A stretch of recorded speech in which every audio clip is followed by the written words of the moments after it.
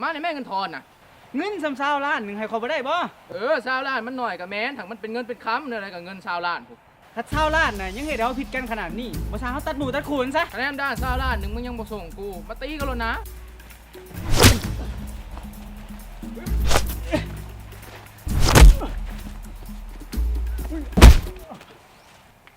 เช่าในเซนตันน่ะตีบ่แพ้เด้นี่ มึงสิส่งกูบ่ส่ง20 ล้านนะ สิส่งได้จังได้20 ล้านนี่ยืมเนี่ยบ่ได้บ่ยืมไปจ่ายเบี้ยผู้สาวกิน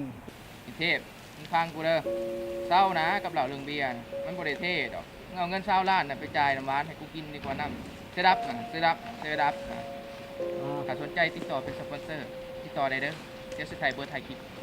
ขอยก็สำนึกผิดแล้วอันยืมเงิน20 ล้านน่ะแต่เฮ็ดใดได้ชีวิตคนเฮาก็ดีสุดก็ดีกว่าแล้วขาดเฮาบ่มีหนี้เป็นลาภที่มงคลที่สุดแล้วสำนึกผิดเลยนะยืมได้อีก30 ล้าน เตะปากเนาะกูคือต้องเพิ่งสิช้ำหนึ่งแต่ซะดอก อ้าวไอ้ตี้เป็นยังกันนี่นะ เด้มึงนี่ยืมเงินอ้ายบ่ส่ง โอ้ยดำยืมเงินเล็กๆน้อยๆลืมๆก็ไปซะโอ้ยหายเราซะเจ้าได้สอนเราเองว่าดำเงินเล็กๆน้อยๆนะคำกันไปโลด20 ล้านหนึง เขาว่าเท่าล้านนี่พวกมันเล็กๆน้อยๆอะไรไอ้ตี้เอาจังไงดีนี่ แม่นมันใส่มันโดนนะยืมเงินบ่ใส่ อ้าวยังกันนะ เอามายังบ่ตัน โอ้คนละคนเท่านงลังเด้ เด้มึงนี่ยืมเงินอ้ายบ่ใส่ โอ้ยเรื่องเล็กๆน้อยๆก็ปล่อยผ่านกันไปช้าสำเงินถ้าเราพิษวางในตัวสุเจ้านี่อย่างนี้สำเงินนี่จะตัดมือตัดขู่ นะ30 ล้านหนึงให้เลยบ่ได้บ่ อันใดกับมันดีดีตีมันเลยบ่ แกส่งมัน ได้มาทำแม่เอาอะไรกันมันนี่ลูกพี่ จำมันไว้กูสิทรมานมันกูสิให้มันฮู้เลยว่ายืมเงินคนอื่นแล้วบ่ใส่มันลำ อย่า บากเลย อย่า มึงตาย คืนหรือบ่คืน ตาย บ่คืน คืนหรือบ่คืน บ่คืน สิคืนหรือบ่คืน บ่คืน เอ้ย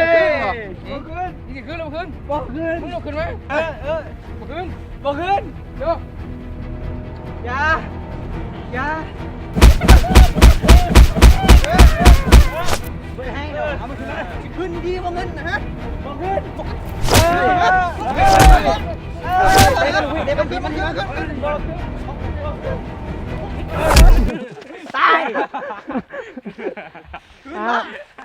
คืนหรือบ่คืนเงิน5,000ยืมกูซื้อบัตรน่ะ จะต้องคือโหดเนาะอัดสัมผัสก็คือโหดทำไม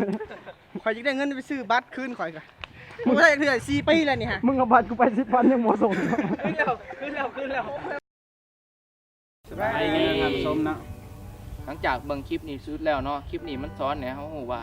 การที่เฮายืมเงินหมู่นี่มันเป็นเรื่องที่บ่ดีเฮายืมบ่ใช้นี่มันเฮาจะสูญเสียมิตรภาพของเฮาและคนที่เฮายืมไปและถึงในชีวิตจริงเฮาก็สิบ่ไล่ตีกันคือในคลิปหั้นนะ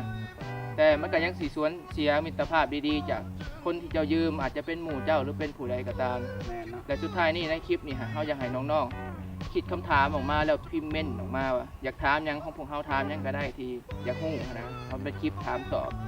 แต่เม่นไว้แล้วเขาสิไปเฮ็ดคลิปถามท่านเจ้าแล้วใส่แฮชแท็กว่าน กกระแตวิ่งขามปลาไผ่ นกกระแตบินขามปลาไผ่ตามนั้น แฮชแท็ก ผู้ชาย บ่ใช่